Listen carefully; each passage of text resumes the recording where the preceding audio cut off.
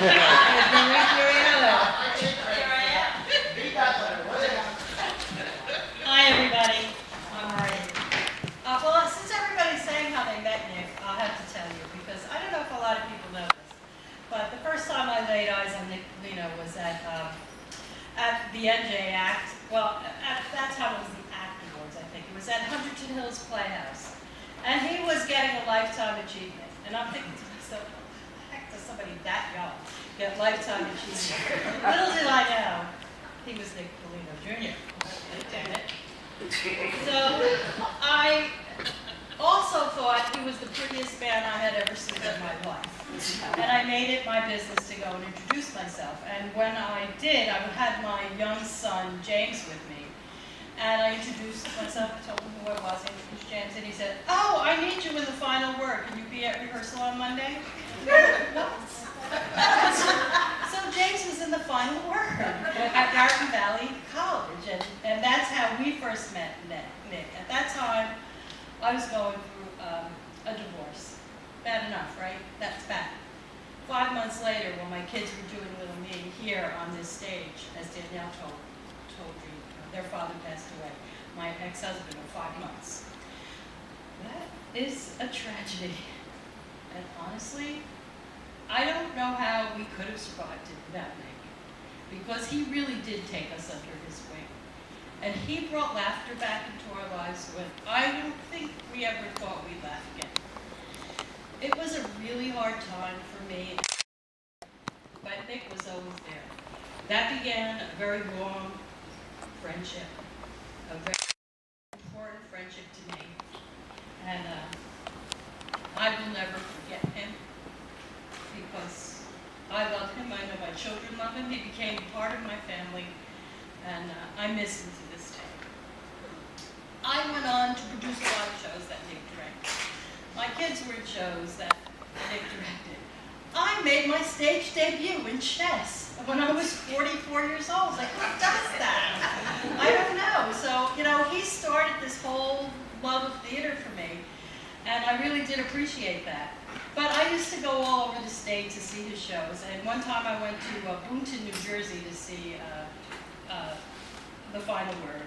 And there I met a man named Peter Felicia. I don't know if you know who Peter Felicia is, but he is the theater critic emeritus for the Star Ledger. And, you know, Peter Felicia has a lot of, his reviews have a lot of pull. Well, he also had a great friendship with Nick. They kept in touch for many years, and he would have loved to have been here tonight, and he couldn't. But he did write up something that I'm going to gladly read right now. Peter Felicia says, "Nick Polino Jr. was a true man of the theater, an art form he prized above all others. This made us fast friends. I'll never forget the last time I took him to a show, Bloody, Bloody Andrew Jackson at the Public Theater in New York. The musical truly tickled every funny bone he had from head to baby toe. How much he incessantly laughed that night. In fact, his loud, high-pitched laughter made the show that much funnier for many in the intimate theater. Nick's having such a good time made everyone else have a better time too. Their laughter increased exponentially. Now that I look back on it, I'm glad I saw that happen, for it was a good metaphor for Nick's all too brief life. Anyone who was around him did have a better time, because he was the type of guy who made people laugh and made them feel good. By the way, I thought that Bloody, Bloody Andrew Jackson stunk. But I would much rather that Nick had a good time than have him agree with me. And I'm glad that a good time was what he had, and also I had, just by being with him that memorable night. Rest in theater, Peter Felicia.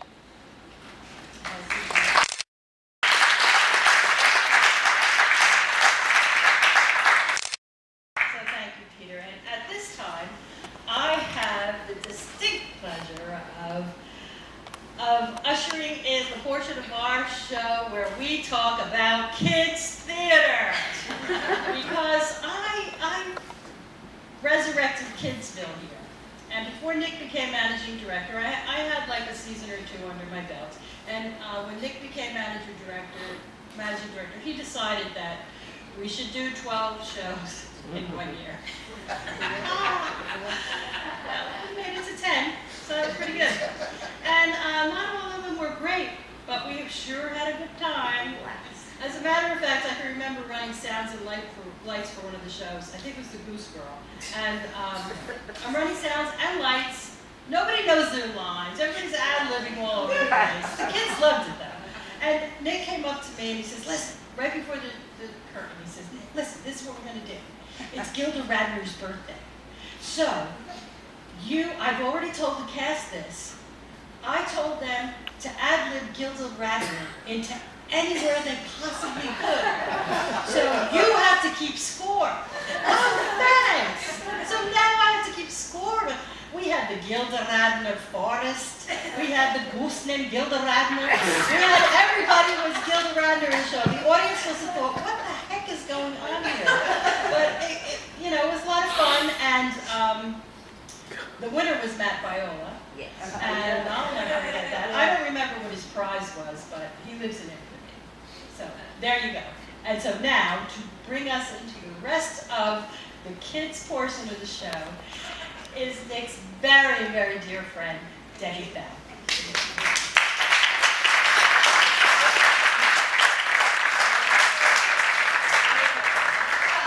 As Maria said, yes. Well, I first of all wanted, because I talked to a few of you, I would like a few of the cast members if they could, and if anyone that was ever in a Nick Kids show on the fly would like to come up, because I want to do a little audience participation thing. I think I spoke to Kristen, and I spoke to Al. Where are you? Come on, guys. Come on. Come up. I'm joking. It's okay. But come on over here. Well, first of all, just to mention, yeah, we did a lot of shows. Many of us had the opportunity to appear in a Nick show. Kind of, it happened so fast sometimes I don't think it was coming. And there was Pinocchio, Cinderella, Beauty and the Beast, Hansel and Gretel, and where it seemed like at least 24 productions of A Christmas. Yes. So Nick adapted all the shows, kind of threw them all together, threw in some music, whatever, and we would gather whatever costumes we from the attics to the basements to the closets to our own closets to our grandma's house, whatever. We'd slap together props in a very short time and costumes and get on stage. And with a minimal rehearsal time and a constant sense of humor, we did our best to keep these somewhat fractured fairy tales short, sweet, light, simple, and always funny. So this is what I like to call Nick Bellino's kids shows abridged. And this is kind of a brief look of what it was like. The phone would ring. Oh, we're doing A Christmas Carol. The narrator says, Morley was dead. the phone rang again. Cinderella? Cinderella says, I want to go to the ball, but I have nothing to wear. The phone would ring. We're doing A Christmas Carol again. Matthew says, Merry Christmas, Uncle. God save you. Do you remember the Blair Witch Project? Well, Nick did his own little spin on it. And it was called Hansel and Gretel, the Gingerbread Witch Project. And Hansel would say, Don't worry, I have a plan. We'll find our way back. We'll just follow our trail of red crows. oh, the phone rang again. Phone? We're doing Christmas Carol again. And Scrooge says, Humbug. the phone rang. Pinocchio? Who wants to be Pinocchio?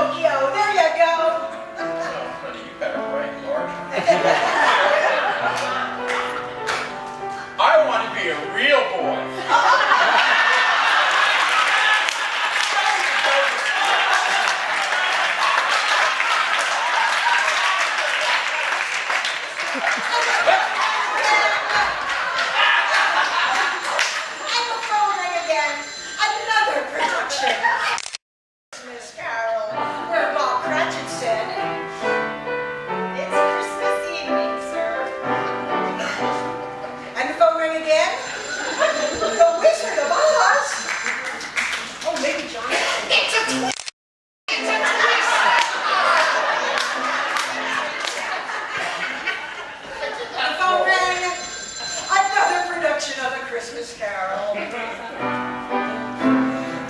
Bah, humbug. Oh, Hansel and Gretel, the gingerbread witch project. Hansel and Gretel got together and spoke. We're lost. Here you have mud, Gilderadna. If it isn't one thing, it's another. I don't have the map. Where's the sticky map? And the phone rang again. Another production of a Christmas movie. Are you the spirit whose coming was foretold to me?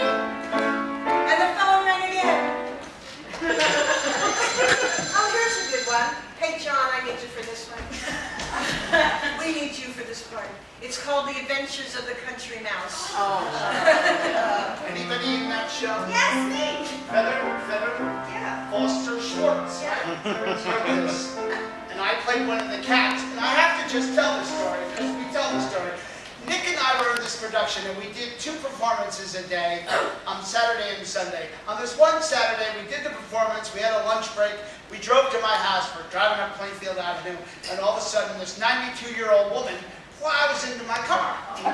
Well, Nick goes flying against the window. I'm like, what the hell are we going to do? What the hell are we going to do? Next thing I know, this 92-year-old lady runs up to my window. Well, what I didn't tell you was Nick and I didn't change from our costumes. I looked like Garfield the cat, and he looked like something lost in hell. The woman, like, almost had a heart attack right there. The cop pulls up. Nick rolls down his window. Now, is this a catastrophe or what?